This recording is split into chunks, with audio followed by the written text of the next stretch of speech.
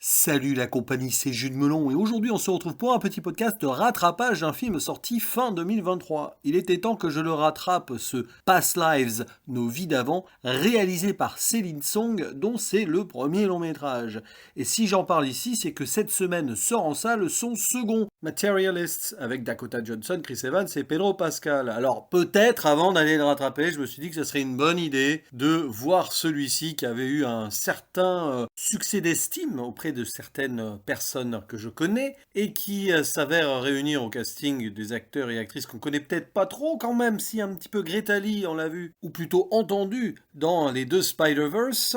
Theo Yo, lui, était dans L'État de Serebrennikov, et John Magaro, hein, par exemple, dans First Cow de Kelly Reichardt. Je cite ceci un petit peu au hasard, des films plus ou moins indépendants quand même, ou du moins avec une liberté artistique, car les Spider-Verse, c'est pas si indépendant que ça. Et en fait, ici, Céline Song, la metteur en scène et scénariste, nous parle de sa vie, puisqu'elle est elle-même née en Corée du Sud et a émigré avec ses parents à l'âge de 12 ans au Canada, comme le personnage principal qui s'appelle Nayong de ses origines, ou Nora depuis qu'elle vit au Canada, et qui est fille de cinéaste, et qui va épouser un écrivain, bref, et vivre à New York. C'est exactement ça.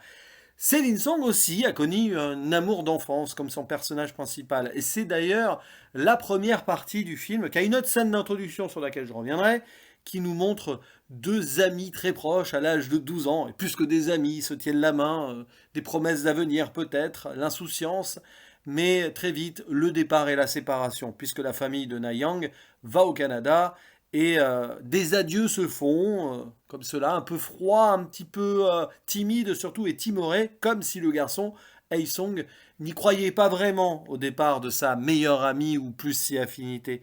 Tant et si bien qu'ils vont passer 12 ans sans se voir ni se parler, puis ils vont se retrouver sur Internet, ça c'est le deuxième acte, avant un troisième acte, encore 12 ans après, je crois, hein, plus ou moins, où enfin peut-être ils vont pouvoir se retrouver. Mais dans quelles conditions? Ne sont-ils pas passés à côté de leur bonheur à eux? Si bonheur ensemble était possible, c'est une question qui peut être en suspens ici. Et l'introduction, c'est Céline Song elle-même qui nous dit, avec un regard caméra de son personnage principal, vous allez ici découvrir ma vie et je vais vous parler de ce qui m'est arrivé, plus ou moins. On voit l'idée. Alors c'est très intéressant parce que vous avez des personnages extra-diégétiques, enfin, ils sont intra, pardon, mais pas pour l'histoire d'après, hors champ plutôt, qui disent, mais ces gens-là, qui sont-ils? Est-ce que c'est un couple, des amis et tout? Ils parlent comme des spectateurs. Nous, tiens, c'est déjà un jeu auquel j'ai joué dans ma tête. Tiens, on voit des gens là, un petit peu en train d'avoir une conversation pas bizarre, mais on peut se demander qui ils sont et de quoi ils parlent et surtout quelles sont leurs vies ensemble ou non. C'est exactement comme cela que le postulat se pose et après ça déroule avec une justesse, une émotion et des scènes qui forcément vont vous retourner le cœur. Je suis ressorti de là un petit peu en miettes quand même parce que c'est un sujet, une thématique qui me touche beaucoup sur le destin et les occasions manquées quelque part. Le what if, si vous voulez, pour faire simple. À l'occidental, il y a un autre terme, hein, le inyon en Corée, qui nous est expliqué dans le film. En gros, le destin. Si on avait suivi tel ou tel chemin, évidemment, on ne serait pas là où on en est. Faut-il avoir des regrets ou non, ou faut-il accepter ce que nous avons? Et c'est cette idée que le inyon euh, déroule le fil du destin, lie les gens entre eux par rapport à leurs vies antérieures, mais parfois, dans cet univers, cette existence-là, le Inyon ne va pas pouvoir aller au bout de sa logique peut-être. Et c'est exactement ce qui s'est passé entre les deux jeunes de 12 ans, Nayang et Aesong, qui certes étaient peut-être amoureux, faits pour être ensemble, mais il n'y a pas eu la connexion ultime qui leur a permis ceci. C'est-à-dire que le destin les a séparés, il y a peut-être une raison derrière, ou pas, peu importe, mais en tout cas, évidemment, vous allez naviguer entre regrets, entre désespoir, entre nouvel espoir, ou tout simplement l'acceptation. Et c'est un film qui est vraiment profondément juste là-dessus, qui en fait jamais trop, et qui respire le cinéma dans la façon où les personnages sont présentés, dans des espaces, ensemble ou séparés, parfois séparés en étant ensemble, ou sont ensemble quand ils sont séparés, le jeu des écrans interposés, des surcadrages, et j'en passe, des jeux de travelling aussi, notamment vers la fin. Vous regardez, on va dire, la toute dernière séquence où vous comprenez tout. ce jeu de caméra qui les suit, puis finalement qui les quitte, et avant on voit des surcadrages qui isolent tel personnage, réunit d'autres, mais en fait tout sera renversé par la suite. Voilà, je reste vague sur comment ça se termine, mais il y a une forme de fatalité qui n'est pas si dure, si triste, c'est juste comme ça. Et au final, l'important est peut-être d'avoir vécu certaines choses et de ne pas regretter ce qu'on n'a pas pu vivre. Ça, c'est aussi quelque chose d'important. Et derrière, ça se déroule comme une fausse comédie romantique, vraiment, hein. On va dire que les passages les plus romances ce serait au début, mais c'est des enfants, et après, avec Arthur, le mari, et Nora, hein, parce qu'elle s'appellera comme ça, une fois en Amérique, qui se découvre et qui se rencontre, et où elle lui parle d'ailleurs de ce Ignon, en lui expliquant certaines choses. Bon.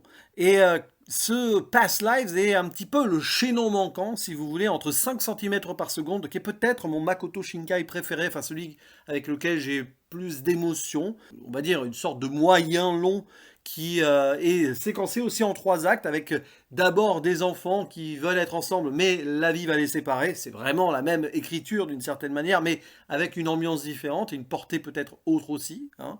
Un petit côté plus japonais, là c'est coréen, bon. Mais on reste dans une sorte de destin aussi, propre à des croyances communes entre ces deux pays. Et donc, chez nos manquants entre 5 centimètres par seconde, disais-je, et évidemment Before Sunrise de Linklater, hein, sur la rencontre, sur les possibilités, et puis on se retrouve des années après, et on peut-être tente de vivre autre chose ou non, c'est ça. Et il y a aussi des références assez claires dans ce film, alors peut-être à des anciennes comédies romantiques à l'américaine, peut-être, mais surtout au film Eternal Sunshine of the Spotless Mind de Michel Gondry, puisqu'il est conseillé d'ailleurs par Nora Nayang à Aesong, et il le découvre alors que lui, dans sa vie, il songe à aller en Chine. Alors il y a tout un délire là-dessus, c'est, on va dire, la somme des impossibles, ce film, c'est-à-dire que sa famille donc est partie au Canada, Nora, elle est là-bas, elle va y rester, elle devient assez importante dans le domaine artistique, et lui, il a vraiment une autre vie tout opposée, en Corée certes, mais avec l'idée d'aller en Chine pour apprendre le mandarin, et une sorte de businessman scientifico-ingénieur dans cette idée-là, quoi, très loin des aspirations plus créatrices de Nora Nayang. Et au final, on comprend qu'ils n'étaient pas spécialement faits pour vivre une même vie ensemble. Quand bien même ils se sont beaucoup appréciés, qu'il y a eu une véritable connexion, qu'ils étaient là l'un pour l'autre à l'âge de 12 ans, on voit que leurs existences séparées sont totalement différentes. Donc, occasion manquée, oui, impossibilité, certes, presque une forme d'incommunicabilité indirecte. C'est pas du Antonioni, mais j'y ai pensé. Notamment, alors Antonioni très moderne, qui serait encore en vie aujourd'hui et qui ferait des films avec Internet, les discussions sur Skype et tout, qui sont très proches, mais à un moment qui finissent par se distendre d'une certaine manière, avec des coupures, avec des appels manqués et tout, et ça dit tout en fait. Ce deuxième acte, il est très rapide là-dessus, mais en fait, il résume parfaitement l'ambiance du film. Et donc, arrivé à un certain point, tu te dis, allez, ça parle plus pendant un an, et là, peut-être que finalement, quand je pourrais venir à New York et tout, mais en fait, il n'y aura pas de possibilité.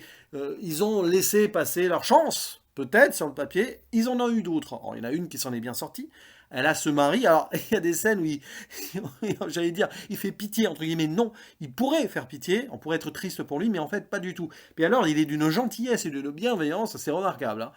Il se sent pas en danger, pourtant dans ce genre de comédie romantique-là, ou de film avec des histoires d'amour, on pourrait avoir peur d'une sorte de triangle amoureux, mais ça va bien au-delà de cela. C'est pour ça que je disais qu'on évitait certains poncifs et clichés, on évite le pathos, même si parfois il y a une petite musique qui n'était pas très utile. Disons que l'émotion finit par arriver toute seule, c'est ça qui est important. Alors je sais que ça peut rebuter certains spectateurs qui se sentent forcément attirés par les larmes dans des trucs comme ça, mais moi j'ai ressenti une connexion avec ces personnages, même si j'ai vraiment aucun lien avec eux sur le papier, dans ma vie personnelle, etc. Mais il y a des choses qui peuvent être mises en écho en tant qu'être humain sur ces idées que parfois on a loupé le coche, ou qu'on peut avoir des regrets, mais que au final c'est beau ce qui s'est déjà passé. Donc après, oui, tu pourrais retrouver des gens, moi il y a pas mal de personnes qui ont été importantes dans ma vie, avec qui je n'ai plus de lien, j'ai plus de nouvelles même. Ça me ferait très plaisir de les recontacter et de les retrouver, Peut-être, mais ça serait pas pour ça que j'aurais envie de revenir dans cette vie d'avant. Pas du tout. On est tous allés de l'avant, on a juste avancé et évolué, et ça reste de beaux souvenirs. Faut pas rentrer dans une forme de nostalgie destructrice, mais aller dans ces souvenirs-là, qui sont forcément aigres-doux, qui peuvent faire pleurer aussi. Une des scènes très importantes à la fin est assez équivoque là-dessus, mais c'est pas pour autant qu'il faut tout remettre en cause. Ça n'a aucun sens. Et ben voilà, Past Lives touche cette justesse-là à mes yeux, tout simplement parce que l'artiste parle d'elle-même à travers cette œuvre. Ce sera désormais intéressant de voir ce qu'elle va faire avec un film tout autre, où elle ne va pas forcément évoquer sa vie privée, à moins qu'elle ne soit matérialiste. J'en sais rien, je plaisante, hein, puisque c'est le titre du prochain film.